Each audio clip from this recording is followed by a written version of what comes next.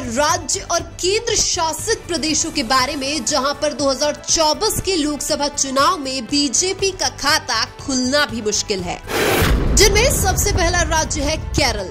हम आपको बता दें, केरल में लोकसभा की कुल 20 सीटें हैं, जिनमें से 15 सीटें कांग्रेस के पास है, 5 सीटें क्षेत्रीय पार्टियों के पास है, लेकिन भाजपा के पास एक भी सीट नहीं है।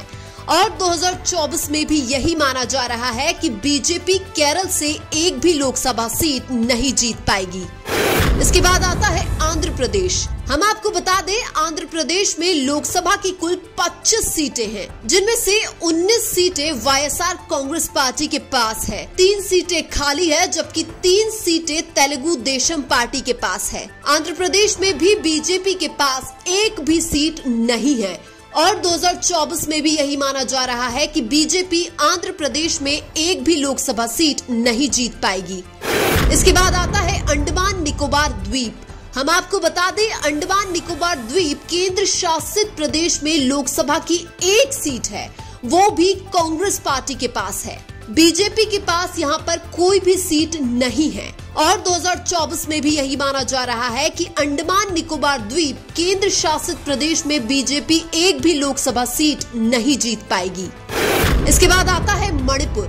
हम आपको बता दें, मणिपुर में लोकसभा की कुल 2 सीटें हैं, जिनमें से एक सीट बीजेपी के पास है, जबकि एक सीट नागा पीपुल्स फ्रंट के पास है।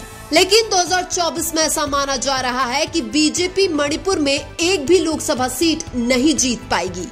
इसके बाद आता है मेघालय। हम आपको बता दें, मेघालय में लोकसभा की कुल 2 सीटें हैं, जिनमें से एक सीट कांग्रेस के पास है, जबकि एक सीट नेशनल पीपुल्स पार्टी के पास है। मेघालय में बीजेपी के पास एक भी लोकसभा सीट नहीं है और 2024 में भी यही माना जा रहा है कि बीजेपी मेघालय में एक भी लोकसभा सीट नहीं जीत पाएगी।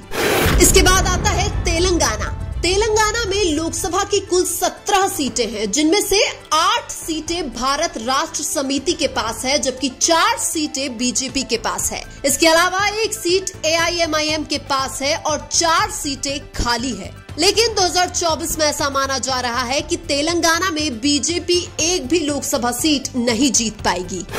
इसके बाद आता है गोवा। हम आपको बता दें, गोवा में लोकसभा की कुल 2 सीटें हैं, जिनमें से एक सीट कांग्रेस के पास है, जबकि एक सीट बीजेपी के पास है। लेकिन 2024 में ऐसा माना जा रहा है कि गोवा में बीजेपी एक भी लोकसभा सीट नहीं जीत पाएगी।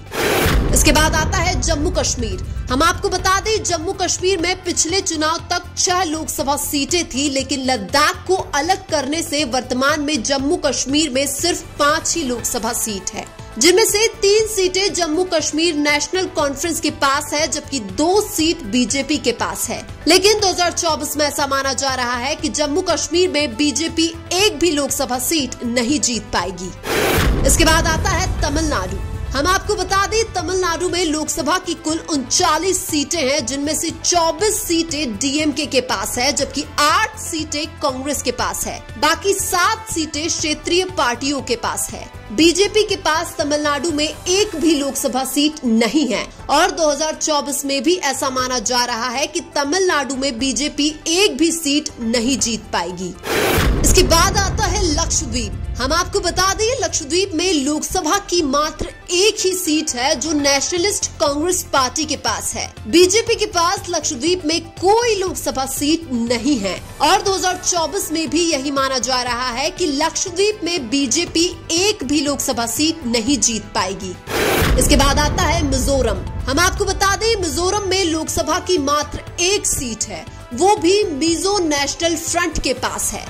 बीजेपी के पास मिजोरम में एक भी लोकसभा सीट नहीं है और 2024 में भी यही माना जा रहा है कि मिजोरम में बीजेपी एक भी लोकसभा सीट नहीं जीत पाएगी।